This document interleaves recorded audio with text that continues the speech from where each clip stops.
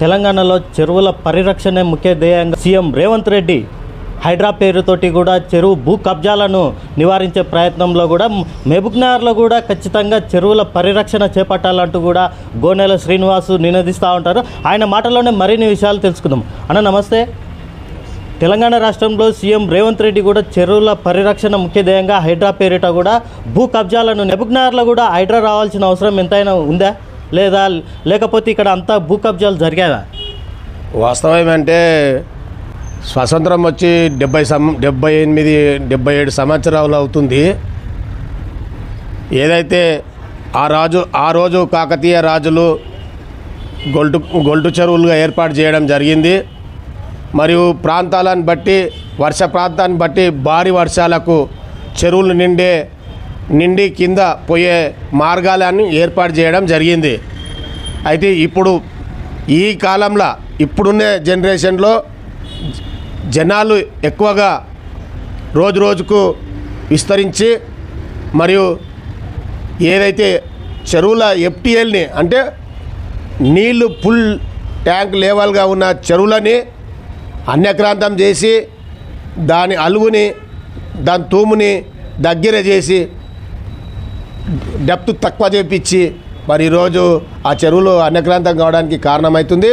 మళ్ళీ ఆ చెరువులో ఎఫ్టీఎల్లో ఫుల్ లెవెల్ ట్యాంకు ఎఫ్టీఎల్లో ఉన్న భూమిని ఆక్రమించుకొని కబ్జాలు చేసి రాజకీయ నాయకులు ముందలుండి మరి ఈరోజు మహా కట్టడాలు ఏర్పాటు చేయడం వల్ల ఈరోజు నీళ్లు అత్యధిక జనాభాలో ఉన్న ఎక్కువ వర్షం నుండి తాకిడికి తట్టుకోలేక కట్టుకున్న ఇండ్లకు నీళ్ళు పోవడము, మన ప్రజలు కొట్టుకుపోవడము మరియు ప్రజలకున్న ఆస్తులు నష్టం జరుగుతుంది. కనుక మరి ఈరోజు రాష్ట్ర ముఖ్యమంత్రికి నేను ధన్యవాదాలు తెలియజేస్తా. ఎందుకంటే గత 78 సంవత్సరాల నుండి ఏ ముఖ్యమంత్రి చేయండి రేవంత్ రెడ్డి ముఖ్యమంత్రి గారు చేయడం చాలా గొప్ప విషయం. అది ఏది ఏమున్నా కూడా ఆ హైడ్రా అంటే రాజకీయ నాయకుల గుండెల రైలు ప్రయాణిస్తున్నాయి. మరి ఆ హైడ్రాని కూడా మా పాలమూరు జిల్లా మా మహబూబ్నగర్ ఉమ్మడి జిల్లాకు కూడా తీసుకురావాలని చెప్పి విజ్ఞప్తి చేస్తూ మరి ఈ పాలమూరు జిల్లాలో మహబూబ్నగర్ పట్టణంలో మరి వర్షాభావానికి మరి ఏదైతే చెరువులు ఉన్నాయో ఆ చెరువులు ఎఫ్టీఎల్ లెవెల్ను తక్కువ చేసి అన్యక్రాంతం చేసి కబ్జాలు చేసి గృహాలు ఇండ్లు ఫ్యాక్టరీలు మరియు దానిలో పాటు ఫంక్షన్ హాల్లను నిర్మాణం చేసుకోవడం జరిగింది. మరి అట్టి హైడ్రా సంస్థ మహబూబ్నగర్కి వచ్చి కూడా వాళ్ళని ఆ యొక్క ఎఫ్టీఎల్ని కట్టిన భవనాలను శిథిల మొత్తం కూల్చేయాల్సిన అవసరం ఉంది. కనుక కూల్చాలి.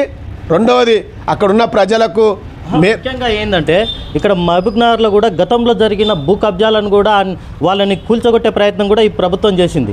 అయితే అదే ప్రతిపక్షం పార్టీ ఇప్పుడు ఉన్న ప్రతిపక్షం పార్టీ కూడా రోడ్ ఎక్కుతా ఉన్నారు. బాధితులకు అన్యాయం జరుగుతుంది. దీన్ని ఎట్లా చూస్తారు? అంటే ఖచ్చితంగా ఇప్పుడు మహబూబ్నగర్ టౌన్లో దాదాపు ఒక 4 నుండి 6 చెరువులు అన్యక్రాంతమైంది. వాస్తవంగా దొంగలకుంట యాక్చువల్ ఏమైతే పెద్ద చెరువుకి వెళ్ళిపోయే నీళ్ళని దొంగలకుంట అని చెప్పి ఇక్కడనే ఎంఎస్ డిగ్రీ కళాశాల మహబూబ్నగర్ పట్టణంలో దొంగలకుంట అన్యక్రాంతమై అక్కడ ఇండ్లు మొత్తం నిర్మాణం ఏర్పాటు చేయడం జరిగింది. ఒకటి. రెండవది పెద్ద చెరువు దాదాపు 105 నుండి 117 ఎకరాలు ఉన్న భూమిని దాన్ని ఈరోజు కుదించి దగ్గరేసి ట్యాంక్ బండ్ అని చెప్పి కోట్ల రూపాయలు నష్టం చేసుకుంటూ ఈరోజు ఆ చెరువుని కూడా ట్యాంక్ అని చెప్పి ట్యాంక్ని కూడా సరిగా చేయలేని పరిస్థితి ఉంది. దాన్ని కూడా దగ్గర 29 ఎకరాల భూమిని అన్యక్రాంతమైంది. అది మొత్తం దగ్గర చేయడం వల్ల ఈరోజు నీళ్లు వృధాగా పాలమూరు జిల్లాకి వెళ్ళిపోయేవన్నీ కిందికి వెళ్ళిపోతున్నాయి. మరి అదేవిధంగా మరి ఎర్రకుంట మహబూబ్నగర్ పట్టణంలో ఎర్రకుంటలో మీరు వాస్తవంగా మీరు డైరెక్ట్ అది విజిట్ చేయండి. ఎర్రకుంటలో దాదాపు 50 నుండి 40 ఇండ్లు ఏర్పాటు చేయడం జరిగింది. మరి ఎర్రకుంట కూడా భూమి అది ఒక ఎఫ్టీఎల్ కూడా అన్యక్రాంతమైంది. అక్కడ కూడా మీరు హైడ్రాని తీసుకొచ్చి ఆ ఇండ్లను మొత్తం కొట్టాల్సిన అవసరం ఉంది. రెండవది ఇక్కడ బోయపల్లి చెరువు రోడ్డుకు బోయపల్లి చెరువు మీరు పోయి చూడండి. బోయపల్లి చెరువులు మొత్తం ఎవరంతకు వాళ్ళు కబ్జా చేసి అక్కడ మొత్తం ఫ్యాక్టరీలు ఏర్పాటు చేసి ఫ్యాక్టరీలోకి వెళ్ళే విషపూరితమైన నీళ్ళని చెరువులకు నింపడం వల్ల చేపలు చచ్చిపోవడం జరుగుతుంది. అక్కడ చేపలే మొత్తం చెరువు పూరా అన్యక్రాంతమైంది. ఒకసారి మీరు ఆలోచన చేసి చూడండి అక్కడ. అదేవిధంగా వాస్తవం ఏంటంటే పాతపాలమూరు కూడా హిమసంకుంట అని చెప్పి పాతపాలమూరుకు పక్కన ఒక చిన్న చెరువు ఉంది. ఆ చెరువు కూడా ఈరోజు కబ్జాకు గురైంది. మొత్తం టోటల్గా చెరువులు మహబూబ్ నగర్ టౌన్లో గతంలో ఉన్న పరిపాలించే నాయకుల యొక్క రిలేషన్స్ కానీ నాయకుల యొక్క అనుచరులు కానీ మొత్తం భూ కబ్జాలకు పాల్పడుతూ ఈ చెరువులు ఏదైతే నీళ్ళు వస్తలేవు కదా భూములు కబ్జాలు చేయడం జరుగుతుంది. ఇంకొకటి ఈ ఏదైతే రూరల్ మండలానికి సంబంధించింది కోడూరు చెరువుకు బాజప్తా ఒక ఫ్యాక్టరీ ఏర్పాటు చేసిండు. ఏది బాయిల్ రైస్ది. ఆ బాయిల్ రైస్ ఫ్యాక్టరీ ఏర్పాటు చేసి వాటిలో ఉండే వెలువడే విషపూరితమైన నీళ్ళని చెరువుకియడం వల్ల గత 6 నెలల కింద గత సంవత్సరం కింద చేపలు కూడా చచ్చిపోయినాయి. అక్కడ కూడా FTLలో కూడా ఆయన ఫ్యాక్టరీ కూడా ఉంది. అది ఎందుకు తొలగిస్తలేదు? తెలంగాణ మత్స్యకారుల సంఘంకి వెళ్ళి ఉమ్మడి మహబూబ్ నగర్ జిల్లాకి వెళ్ళి గతంలో పాలమూరుకి ముఖ్యమంత్రి రావడం, ఆ సమావేశంలో మేము వినతి పత్రం కూడా ఇవ్వడం జరిగింది. మహబూబ్ నగర్ జిల్లా SP గారికి కూడా ఇదే పత్రం ఇవ్వడం జరిగింది.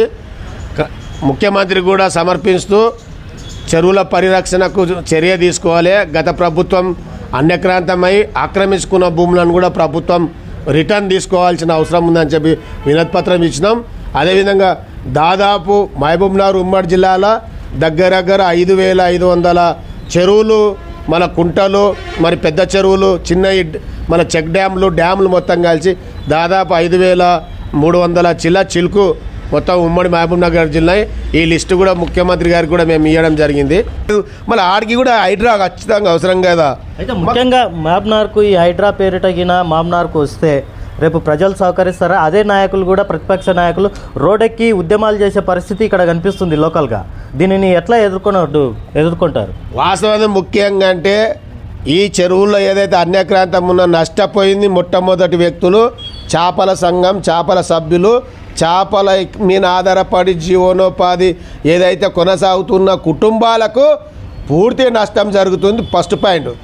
రెండవది, నీళ్ళు మన ఖచ్చితంగా FTLలో ఎక్కువ ఉండడం వల్ల జీవాలకు, బోర్లకు, మళ్ళీ చెరువు కూడా మొత్తం టోటల్గా మనకు ఈరోజు పంట పొలాలకు పంటలు పండించడానికి కూడా రైతులకు కూడా ఈరోజు నష్టపరిహారమైంది, నష్టం జరుగుతుంది.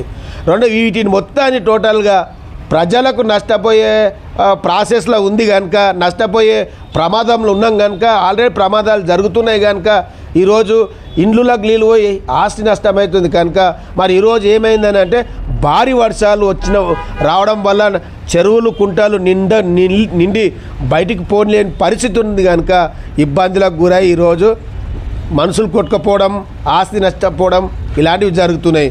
మరి ఈరోజు ముఖ్యంగా ఏదనంటే మన రాజకీయ నాయకులకు అనేది ఇది చెంపపేటు, అందుట్లో హెచ్చరిక.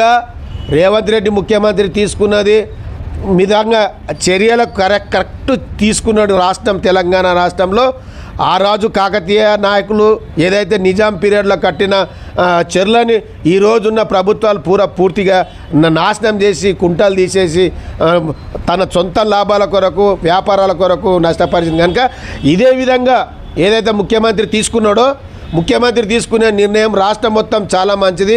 ఇదే విధంగా సేమ్ స్థానిక ఎమ్మెల్యేలు కూడా ముఖ్యమంత్రిని తీసుకునే నిర్ణయానికి కట్టుబడి ఆయా మీ తాలూకాలో, మీ మండలాల్లో, మీ గ్రామాలలో ఏదైతే చెరువులున్నాయి, కుంటలున్నాయి, ఆ కుంటలని, చెరువులని కాపాడాల్సిన అవసరం, బాధ్యత మీ ఎమ్మెల్యేలపైనే ఉంది, ఇక్కడ జిల్లా కలెక్టర్లపైన ఉంది.